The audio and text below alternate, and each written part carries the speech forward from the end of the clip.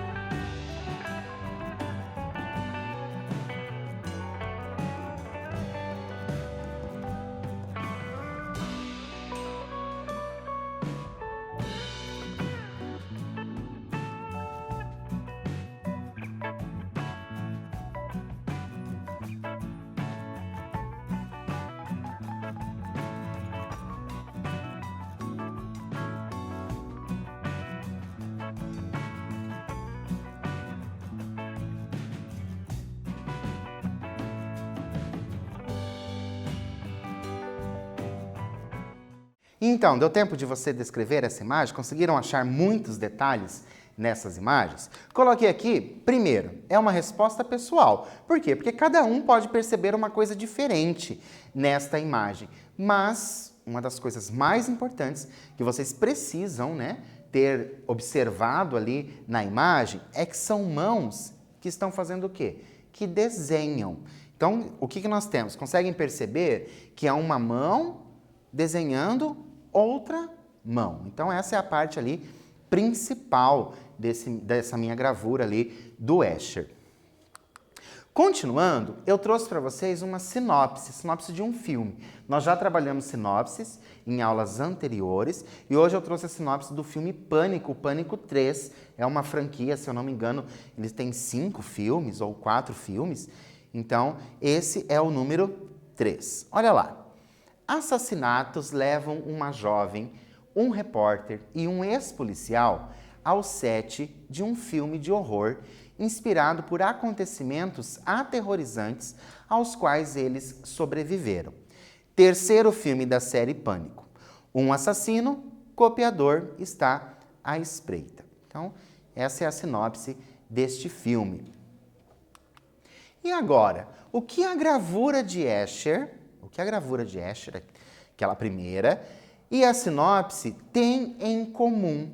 O que elas possuem em comum? Trouxe aqui para vocês novamente a sinopse, então ela está em azul, para vocês começarem a perceber o que elas têm em comum. Eu vou dar um tempo para você fazer isso e eu já volto.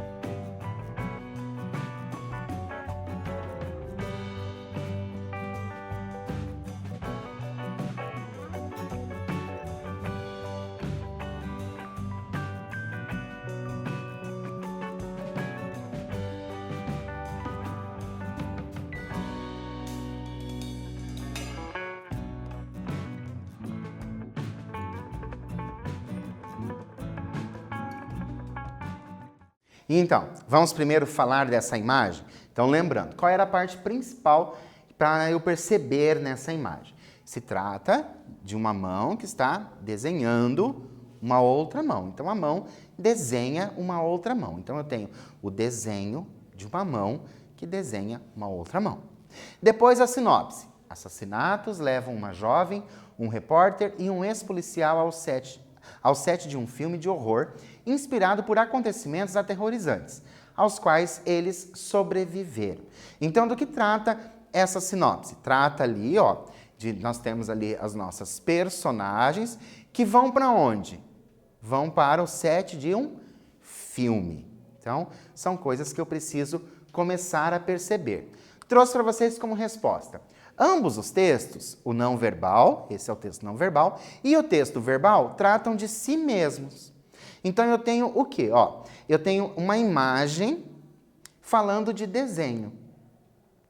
E depois eu tenho a sinopse, então, eu tenho um filme que também vai falar de filme. Então, ó, a imagem fala da própria imagem e o filme fala de um próprio filme. Ok? Então, isso que eu tenho em comum são gêneros bem diferentes, né? Um é uma pintura, o outro é um filme, são gêneros bem diferentes, mas eles tratam ali, né, mais ou menos da mesma coisa. A pintura sobre a pintura, o desenho, a gravura sobre a gravura e depois o filme sobre o filme.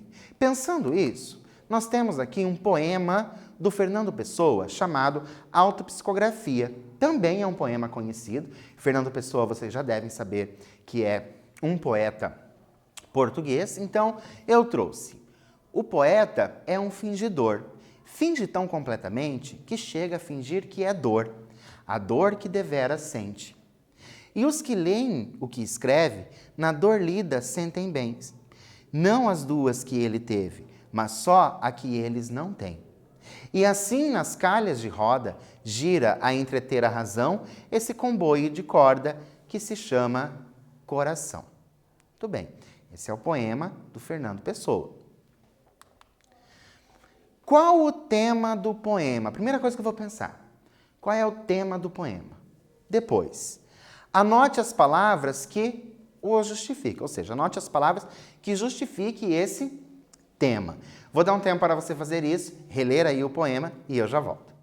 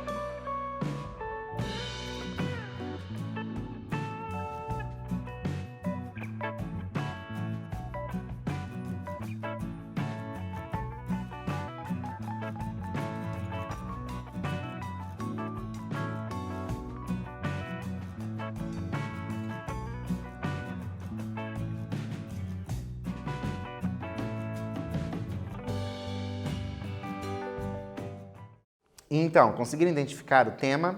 Conseguiram localizar as palavras? Vamos reler o poema? Olha só. O poeta é um fingidor. Finge tão completamente que chega a fingir que é dor, a dor que devera sente. E os que leem o que escreve, na dor lida sentem bem, não as duas que ele teve, mas só a que eles não têm. E assim nas calhas de roda, gira a entreter a razão, esse comboio de corda que se chama coração. Primeira coisa para ficar mais fácil para vocês, vamos ver as palavras. Olha só. Ele traz a palavra poeta. O poeta faz o quê? Escreve. E escreve para alguém ler, né? E depois ele traz o verbo ler 2 vezes. Então, essas palavras já me dão uma indicativa ali do tema. Então, tem o poeta que escreve para alguém ler. Trouxe para vocês, o tema é o próprio poeta. Então, lá no início do poema já está falando o poeta. Então, o tema é o próprio poeta. Os sentimentos que ele transmite por meio dos versos. Então, eu tenho ali o poema falando do poeta e também dos sentimentos que esse poema pode transmitir, que esse poeta, né, vai escrever e transmitir esses sentimentos. Conseguem perceber por que nós começamos, então, a falar daquelas imagens, depois nós falamos sobre o filme.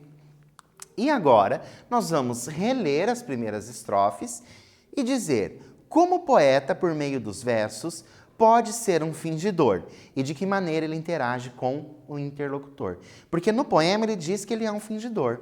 Mas como que ele pode ser um fingidor e como que ele interage com o interlocutor? Eu vou dar um tempo para você fazer isso e eu já volto.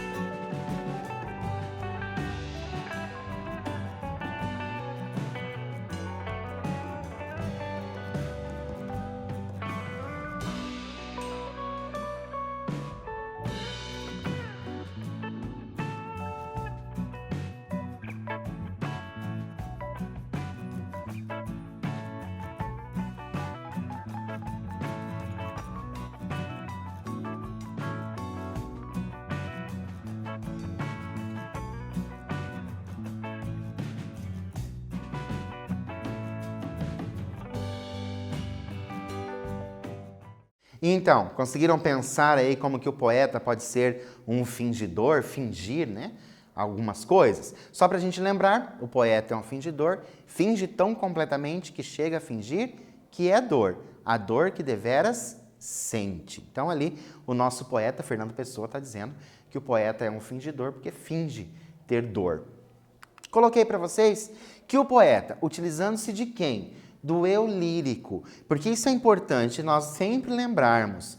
O eu lírico, ele não necessariamente é quem escreve o poema. Então, a gente vai falar ali que o poeta, utilizando-se do eu lírico, pode mostrar sentimentos que ele não sente. É o que nós temos na primeira estrofe, dizendo que o eu lírico pode isso, fazer uma poesia ali, um poema, mostrar sentimentos que ele não tem. Lembra quando nós já trabalhamos sobre essa questão do eu lírico, que nós falamos, por exemplo, que eu poderia ter um autor, né, um poeta adulto, transferindo ali para o eu lírico um sentimento infantil, então esse meu eu lírico seria uma criança, então finge, né, aquilo que acaba não tendo.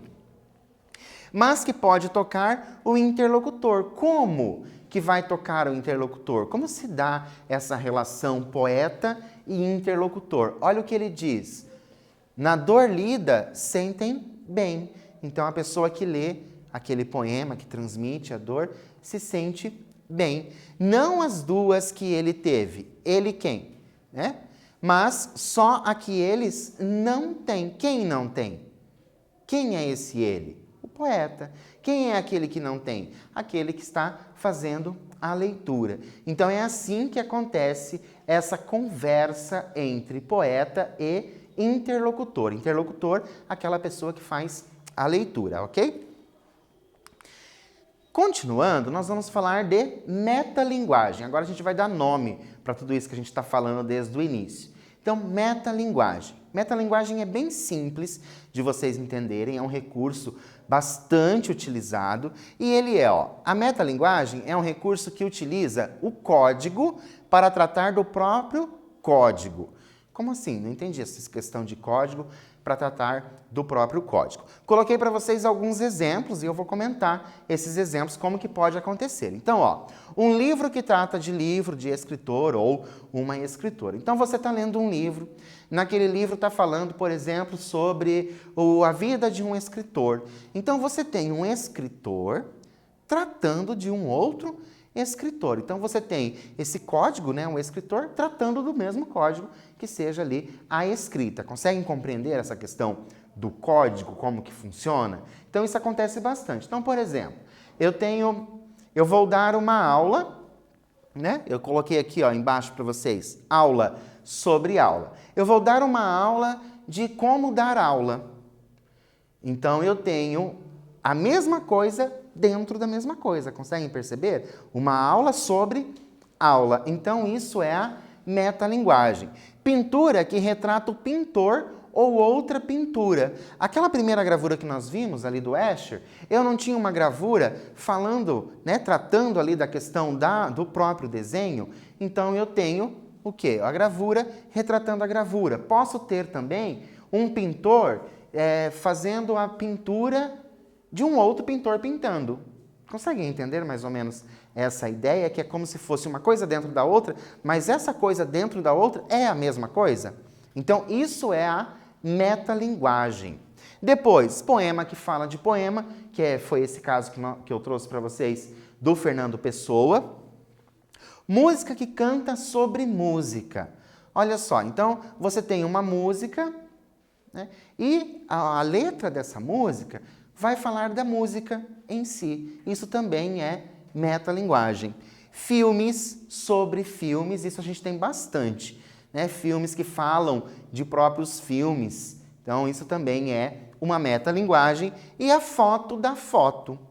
A foto da foto também é uma metalinguagem. Então, se você tira uma foto da foto, você acabou de fazer uma metalinguagem. Talvez você faça isso sempre, você nunca se deu conta que o nome seria metalinguagem. Ou uma foto da fotografia, de um fotógrafo fotografando também seria uma metalinguagem. Por quê? Porque é o código falando do próprio código, ok? Isso se chama metalinguagem. Para a gente continuar nesse assunto de metalinguagem, eu trouxe para vocês um poema que se chama De Gramática e de Linguagem. Olha só, tudo a ver com isso que nós estamos falando, metalinguagem. O professor de português traz um poema que fala de gramática e de linguagem. Conseguem perceber como são coisas muito parecidas, uma coisa dentro da coisa e dentro da outra coisa e assim por diante, se forma a metalinguagem. Olha lá. E havia uma gramática que dizia assim: substantivo, concreto, é tudo quanto indica pessoa, animal ou coisa. João, sabiá, caneta. Eu gosto é das coisas. As coisas, sim. As pessoas atrapalham, estão em toda parte, multiplicam-se em excesso. As coisas são quietas, bastam-se, não se metem com ninguém. Uma pedra, um armário, um ovo nem sempre. Ovo pode estar choco, é inquietante. Nossa atividade sobre este poema. O que nós podemos compreender dos sentimentos do sujeito, o sujeito lírico? Então, qual é o sentimento que ele tem com relação à gramática? Gramática mesmo, essa de língua portuguesa que a gente estuda, de vez em quando a gente entra nesses assuntos gramaticais. Qual é o sentimento desse sujeito lírico com relação à gramática? Vou dar um tempo para você fazer isso e eu já volto.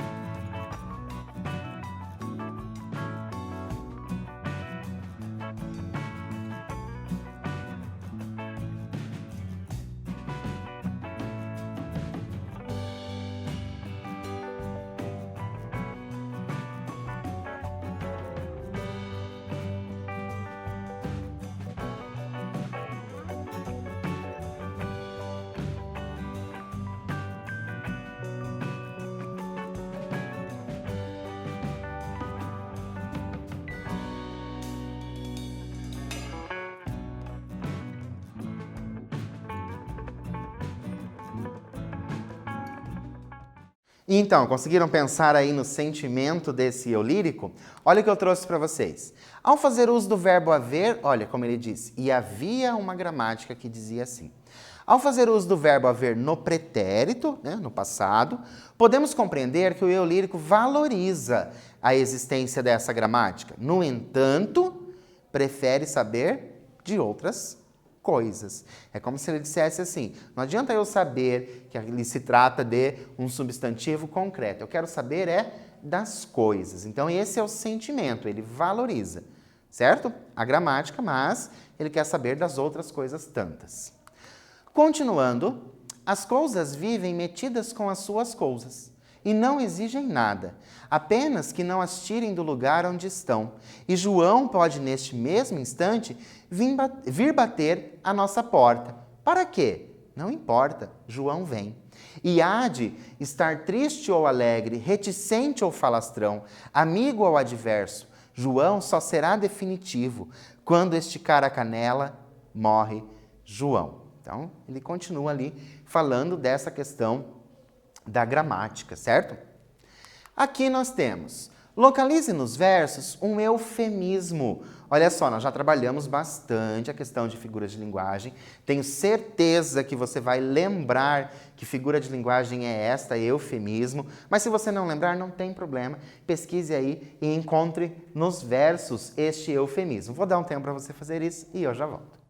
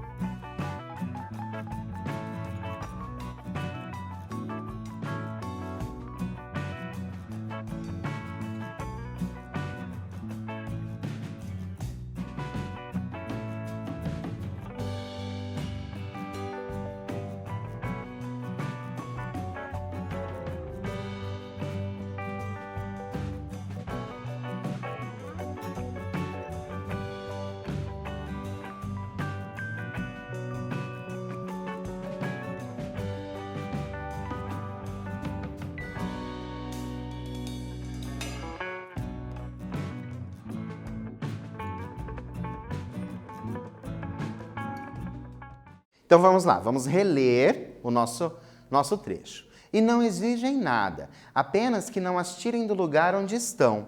E João pode, neste mesmo instante, vir bater a nossa porta.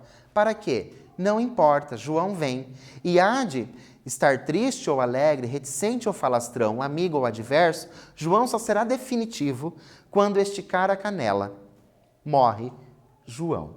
A figura de linguagem que nós temos é o quê? O eufemismo, que está aqui, ó, esticar a canela.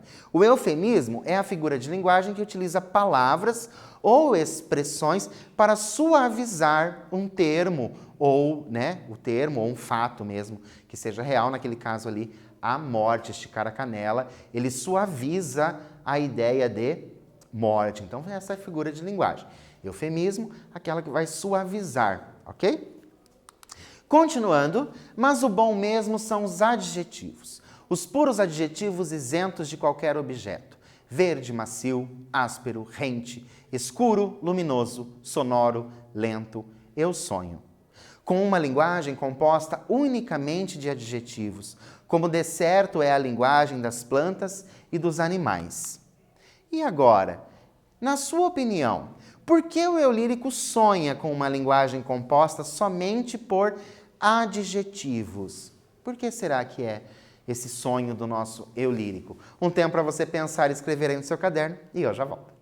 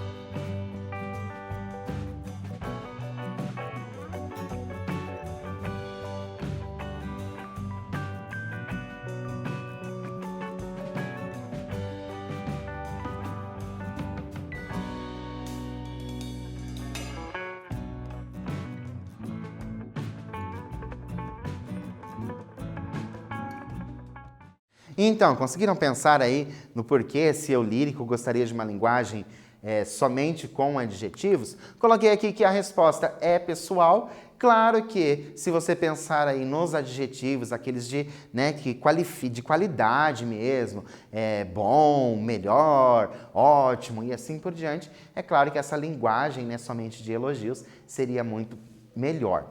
Continuando, ainda mais, eu sonho com um poema cujas palavras sumarentas escorram como a polpa de um fruto maduro em tua boca, um poema que te mate de amor, antes mesmo que tu saibas o misterioso sentido, basta provares o seu gosto. Quem escreveu foi o Mário Quintana, e nós temos aqui no finalzinho eles falando no poema do próprio poema, né? Eu sonho com um poema. Então a gente tem ali uma metalinguagem bem nítida, né? O poema falando do poema. Pela comparação apresentada pelo poeta, a palavra sumarenta, ele utiliza a palavra sumarenta, como a polpa madura de um fruto, é sinônimo de. Então, o que essa sumarenta? Se fosse para substituir, não quero usar sumarenta, quero usar outra palavra. O que eu substituiria? Letra A, madura. Letra B, da estação. Letra C, suculenta. Ou letra D, seca. Então, como é que é essa fruta, né? Ela é uma fruta suculenta. Então, sumarenta tem a mesma ideia de suculenta, ok? O que nós vimos na aula de hoje? Que a metalinguagem é um recurso que utiliza o código para tratar do próprio código, ok? A metalinguagem pode aparecer em diferentes gêneros textuais e também visuais, tá? Não precisa necessariamente somente ser escrito. Os sentimentos do eu lírico, às vezes, podem ser os mesmos de quem escreve o poema. Não sempre, mas podem ser os mesmos. Trouxe para vocês sobre metalinguagem um livro do Stephen King chamado Misery, Louca, Obsessão, que é um livro que fala de escritor, e um filme chamado A Invenção de Hugo Cabret, que é um filme que fala sobre cinema. Por hoje eu fico por aqui, espero vocês na próxima aula e até lá!